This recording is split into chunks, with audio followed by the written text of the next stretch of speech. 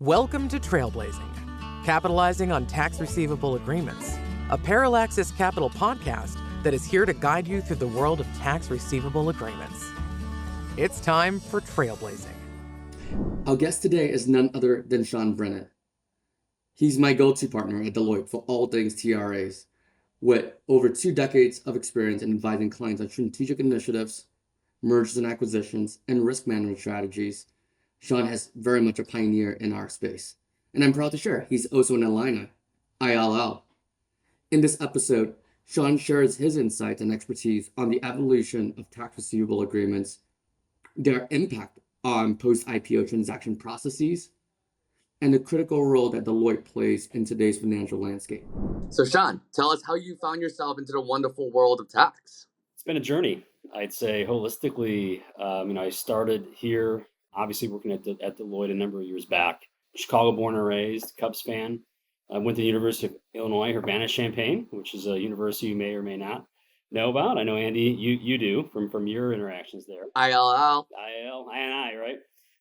But yeah, effectively started at M&A, started doing tax work, transaction work, deal work, and then had the opportunity to really kind of evolve my career more in the direction of partnerships, LLCs, LPs. From my perspective, it's extremely challenging world of tax, and I started working here at Deloitte a number of years back, really focusing on those entities that are pass-through entities, flow-through entities. Moreover, my focus primarily was the numerical calculation of things. In the industry and in the profession, we see a number of individuals out there that serve the legal aspects of it, that serve a lot of the business consultative component aspects of partnerships and flow-through entities. But I'm a pure numbers guy, CPA, born in, really focused on that numerical aspect of it. So that's how I got into it, and it's been a very, very pleasant ride for the past 20-something years. I looked at my anniversary here at Deloitte, and I nearly fell over because there was a 2 in front of it. So it was, I think, 21 years here at Deloitte, and plus other experience elsewhere. So I think I'm getting older is really the punchline there, Andy. Does one get a gift for that? No. I mean, I get the gift of serving my clients and enjoying what I do and having wonderful experiences here at Deloitte, serving the market, especially the TRA and UP-C market. Absolutely. And so I don't know if we've hit on your practice area and the UP-C services practice. Our practice, is really, really fortified in the aspects of post-public offering, post-transaction work. Our practice right now has about 50% of the existing UP-Cs that more or less have TRAs with each and every one of those existing UP-Cs. UP-C stands for Umbrella Partner Partnership. So effectively, we have a public entity that makes an investment in an LLC or LP. And it is pretty fundamental to have a tax receivable agreement between the pubco entity, the partnership, and the individuals and equity owners that own the partnership. And my practice serves UP-Cs and TRAs. We've been in the marketplace serving clients for the past number of about a decade and a half or so, a number of years, really focused on how we can make the numerical aspect of the TRA more standardized, more reliable, more efficient. Our clients are primarily publicly traded. And as the publicly traded process occurs, every quarter there's a close process. And tax numbers are sometimes very germane to that closed process. And we're trying to effectively reduce the numerical timetable, the time compression of getting those numbers produced. And that's really what we've been focused on. The post process, I'd say in the last 7 to 8 years, because we've been so proficient in the post TRA and IPO process and public offering process for our clients, we're now being pulled in on the front end of these deals. We're now being pulled in prior to a public offering occurring, helping our clients understanding the tax impact of that public offering, understanding how to quantify the tax attributes. In my simple mind, there are 3 components of this. Component number 1 is what I would call partnership plumbing. The LLC LP has various calculations under U.S. federal income tax principles. Part number 2 is a tax receivable agreement in and of itself. It's going to really codify the agreement amongst the parties and how they share component aspects of the tax attribute. And part number 3 is the provision aspect, the provision, the ASC 740 component piece of the financial statements. And those 3 together really are the service model that impact a lot of our clients that have TRAs that impacts the process upon which TRAs get accounted for on a quarterly or in semi-annual basis, and the determination of what gets paid out for a TRA. Awesome. Well, you guys, you are a true pioneer in this regard. When and how did you first learn about TRAs? I take it back, I guess early, uh, for me, it was the PLI session. You had a host on this channel, I think a few months back, Eric Sloan, who's also a leader in the Practicing Law Institute and kind of leading a lot of things from the legal perspective. He was giving a presentation on what an Up-C was. This has to be like early 2000 timeframe, and walking through that aspect of it, understanding what happened with the way that was structured, and then having the opportunity in about 2005. I was pretty much a young professional at that point, but I had the opportunity to work on a public offering for a very large named private equity client in New York. And they were instituting very comparable, Up-C like characteristics. They had an existing TRA agreement. It was kind of novel at that time to have the structure with the TRA and the Up-C, really quantifying the monetization benefit that occurs as stakeholders of the LLC or limited partnership sell over to Pubco. And I was involved in a lot of the numerical calculations in 2005, 2004. Light bulb went off, like, hey, there's probably a marketplace out there for these clients that have this type of structure and have this type of tax receivable agreement. And slowly but surely, we've seen, and I've seen a movement towards this aspect of a client has a need from an Up-C and TRA perspective, and we as service providers have the understanding and capability and serving them, and the market has expanded since that point in time. Absolutely. What do you tell us about IPACs and how you first conceived the market opportunity to service the TRA universe? I mean, IPACs, I'm probably one of the only people here at this firm that understands the meaning of that internet. It's internet-based partnership application compliance system. And that apparatus has been used, I'd say, broad scale across private equity from a firm and function standpoint for many, many years. Long before I came around here at Deloitte serving our clients. What's interesting is that ecosystem of the technology, which is going to be an automated database approach, internet-based facing application to maintain partnership characteristics, understand the nature of the items being allocated in track basis from a large scale private equity standpoint, has evolved. And one of the things in the ecosystem of IPACs is IPACs sub K and IPACs TRA.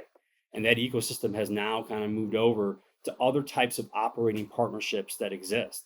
And one of those classifications of operating partnerships is the Up-C structure.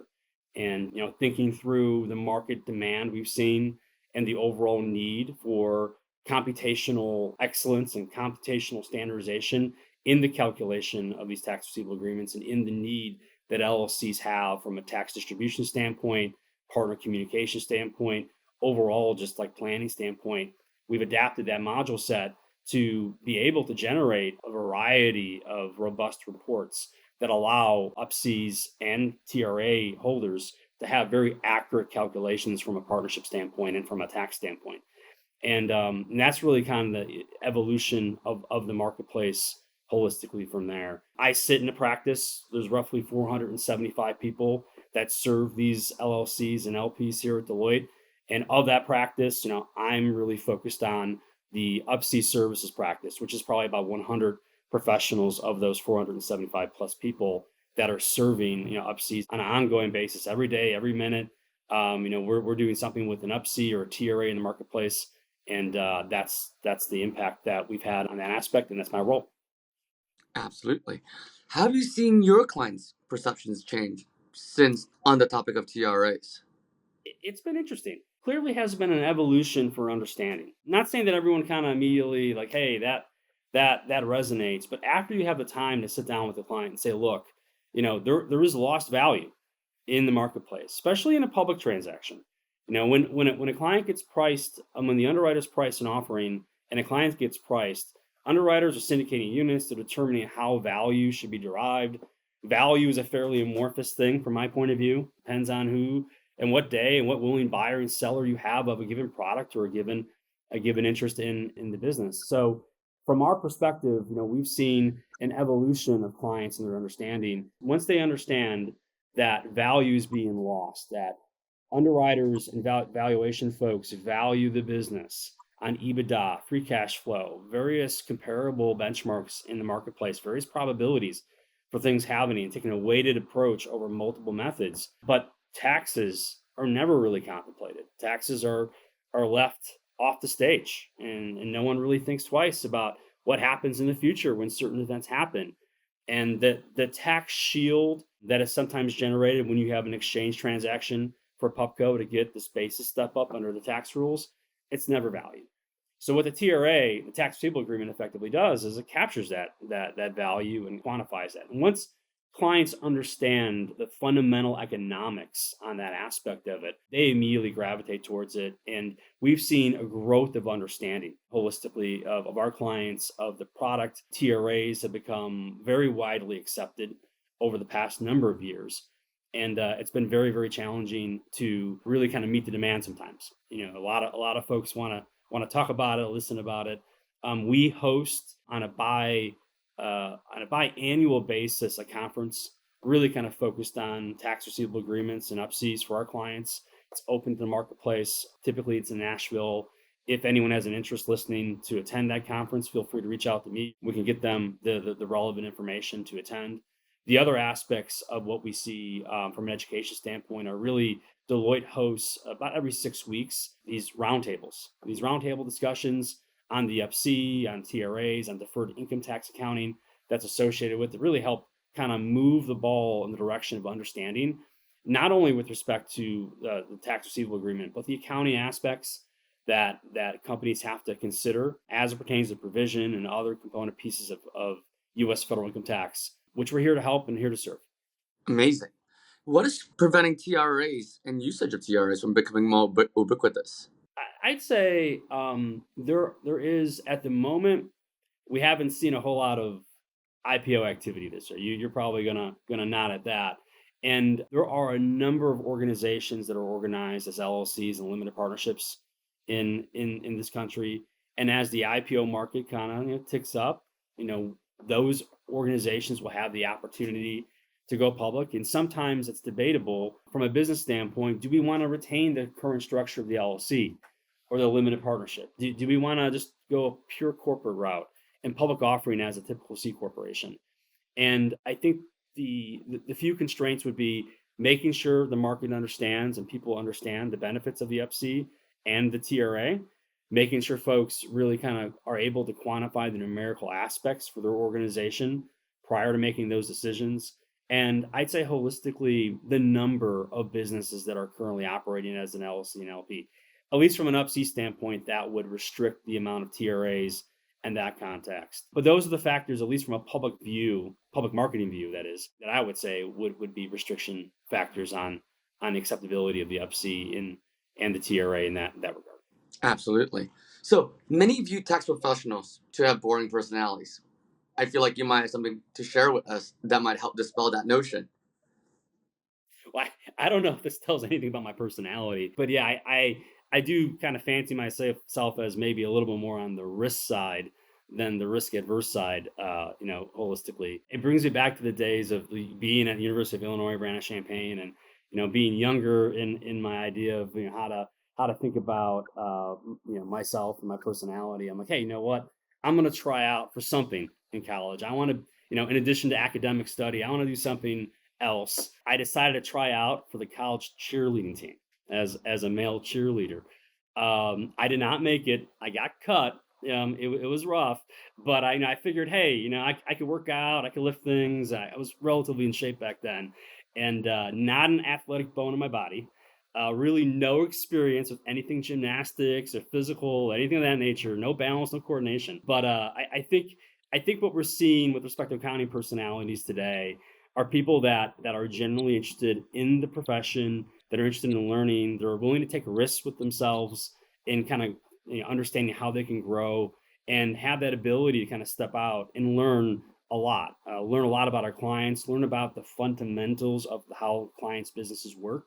You really get that excuse with accounting and tax. And I just picked the tax route because everyone likes the tax guy that can come in and think about planning and how we can structure things and how we can think about things in the future. But holistically, as a profession, Tax accountants, tax professionals in general, like in most accountants, are more than just number crunchers.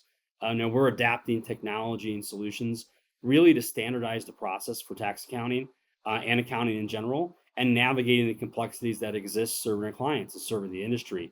And I think in 2023, I say that like it's a long time ago. That was last year, 2023. Deloitte released a tax transformation trend survey, really showing the need for tax accountants, tax departments, the need for data enhancement, understanding the aspects of the service need, using technology and automation, and really movement towards artificial intelligence. Quite honestly, of the profession. And I think a lot of that thought process is not necessarily for the faint of heart, but it's more really driven on innovation and how we can grow the business and grow the profession and serve our clients with distinction. So that's my take on that question. But sorry to share my. I love that last element, serving the client with distinction. That's the view. But it's been a real pleasure serving the marketplace as it pertains to these UP-Cs and TRAs. I personally find discussions with external counsel and discussions with the client on how they consider operating their business and what the stakeholders really shall and shall not be entitled to as a fundamental deal point. And we see TRAs pretty prevalent in the UP-C public offering. They're also sometimes debated and discussed in the private context as well. We tend to see, even on private deals, people now understanding there's tax benefit to be had in negotiations that are typically elongated and honestly painstaking. On the private realm of these deals, we see people considering the tax aspect of a deal, thinking about computing a TRA, whether or not there should be a TRA set up, whether or not the TRA should be baked in the purchase price. In the public domain, when companies go out public, the time compression for going in an offering is really compressed. And as a result of that, the TRA agreement is very prevalent in that component aspect of it, because there isn't this real opportunity to protract negotiations with parties. But all stuff really driven on the opportunity to be a tax professional, and opportunity to be an accounting professional, and having maybe a better insight to the profession. Thank you for your time, Sean. It was great. I appreciate the opportunity, Andy, and thank you so much. Keep riding with us as we blaze the TRA trail by subscribing in your preferred podcast app. Learn more and get in touch at plxcap.com. That's plxcap.com.